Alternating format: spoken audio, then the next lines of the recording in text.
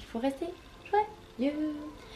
Le Festival mondial du cirque de demain est un rassemblement de passionnés du cirque. S'y retrouvent des artistes, des spectateurs et des programmateurs durant 4 jours au Cirque Phoenix à Paris. Il est présenté une sélection de numéros de cirque qui se succèdent dans 2 programmes, le A et le B, et qui seront à l'issue de l'événement classés par prix, décernés par un jury des institutions et aussi par le public. Le jury est composé d'anciens médaillés d'or du festival, mais aussi de personnalités du cirque qui vont noter les prestations des artistes sur 50 avec 25 points pour la technique, 10 pour le rapport au public et 15 pour l'artistique. Alors pourquoi je parle de ça ici et maintenant? Donc pour recontextualiser, le festival c'est pas quelque chose que je suivais particulièrement à la télévision puisque j'avais pas vraiment la télé ces derniers temps et que ça m'intéressait pas des masses. Mais l'année dernière j'ai des copains qui y ont joué et ça avait commencé à attirer mon attention.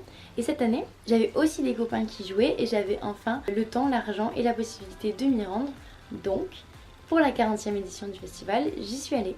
Et ça m'a soulevé tant de questions que je ne me voyais pas ne pas en faire une vidéo. Et donc j'ai un peu trié et ce qui m'a vraiment sauté aux yeux c'est les enjeux a priori insoupçonnés qui sous-tendent ce genre d'événement et qui sont représentatifs du rôle pivot de ces manifestations. Au premier plan, les artistes. Ce festival est un tremplin incroyable qui offre une reconnaissance et une visibilité quantitative et quasi inégalée à ma connaissance dans le cirque aujourd'hui. On a cet effet vu à la télé qui, dans les esprits, laisse une marque de prestige et de qualité qui tend à être relativisée avec l'hégémonie d'internet, mais tout de même, les artistes sont présentés comme les meilleurs du monde, ce qui est assez fou. La reconnaissance de cet événement fait que rien que de passer au festival change ta vie d'artiste. Alors ça la change pas juste parce que c'est un événement et une expérience incroyable, mais aussi parce qu'il y a pas mal de programmateurs qui suivent les talents sélectionnés pour ensuite les programmer, leur proposer d'acheter leur numéro en somme. Ce qui m'amène au second point, les professionnels. Le festival est un épicentre du réseau circassien, réseau qui m'était partiellement inconnu et que j'ai découvert avec beaucoup de curiosité et de plaisir. En effet, comme je vous l'avais dit dans la vidéo de Circa, c'est plutôt là que sont mes racines, avec un cirque contemporain très normal à mes yeux. Ici, on avait de ça, mais aussi une partie plus classique avec un réseau cabaret totalement cohérent avec leur proposition sous format de numéro. Pour vous donner une idée, l'un des membres du jury cette année était un casteur du Cirque du Soleil. Donc soit vous avez envie de vendre votre numéro tel quel à des personnes qui vont l'acheter pour le format numéro, soit votre numéro est un extrait de votre univers ou de votre spectacle et vous souhaitez le vendre dans son entité. Enfin, il y a tout de même des acheteurs pour ça ici. Ça reste un marché pour les programmateurs, mais au-delà des acheteurs de spectacles, c'est tout de même une vraie réunion du milieu. Je faisais partie du club pro, ce qui m'a donné accès à pas mal d'avantages, mais aussi à voir les enjeux qui lient les acteurs du cirque. Le plus visible étant le projet Demen's Volunteer qui a permis à des artistes d'aller sensibiliser d'autres personnes dans des lieux où faire du cirque n'est pas ce qu'il y a de plus facile ni de plus courant. Mais en interne, on a aussi des échanges et conférences pour partager des savoirs, expériences et capitaliser les efforts qui sont faits pour faire évoluer positivement le milieu. Mais il y a aussi des cocktails. Ah, des cocktails où beaucoup d'échanges font la différence. Alors je vous avoue que j'étais plus team conférence et que du coup je peux pas relater exactement de quoi étaient faites les conversations dans les cocktails. En plus j'étais plus de l'autre côté avec mes copains du cirque, mais ce qui est sûr c'est que ça négocie sec et ce qui sera programmé sera en quelque sorte le cirque de demain. Mais ce n'est pas pour autant que le festival porte à merveille son nom de cirque de demain. Dans le festival on retrouve des artistes qu'on connaît parfois pour avoir joué dans des lieux comme le Cirque du Soleil par exemple, ou des artistes qui ont un spectacle qui ont déjà pas mal tourné.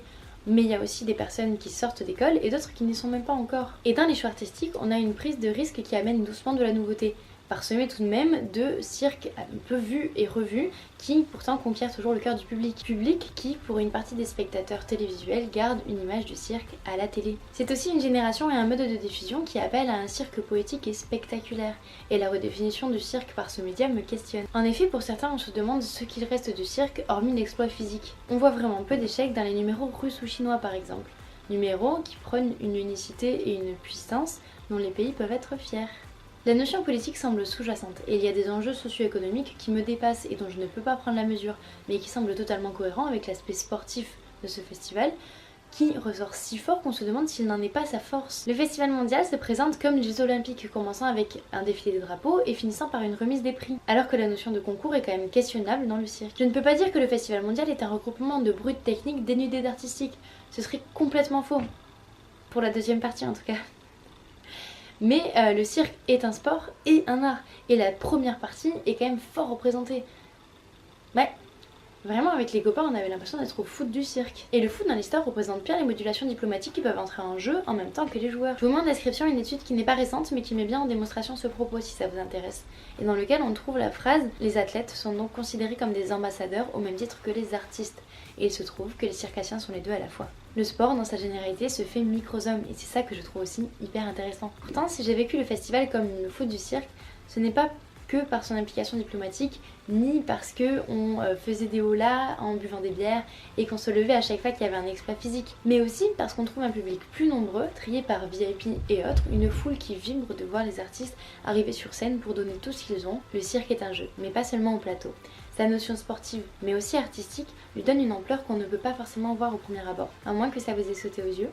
Comment perceviez-vous ça et est-ce que vous aviez déjà vu le festival et qu'en aviez-vous vu à ce moment-là? N'hésitez pas à exprimer vos réflexions et à partager tout ce que ça vous évoque en commentaire. Peut-être que vous pensez que je surestime un peu le pouvoir de la culture. Si c'est le cas, ce serait hyper intéressant d'en débattre. Vous pouvez vous abonner à la chaîne pour suivre l'aventure et soutenir le projet et me faire savoir si la vidéo vous a plu. Et puis surtout, restez curieux. Je vous remercie d'avoir partagé ce moment avec moi et passez une très belle journée. Une très belle journée.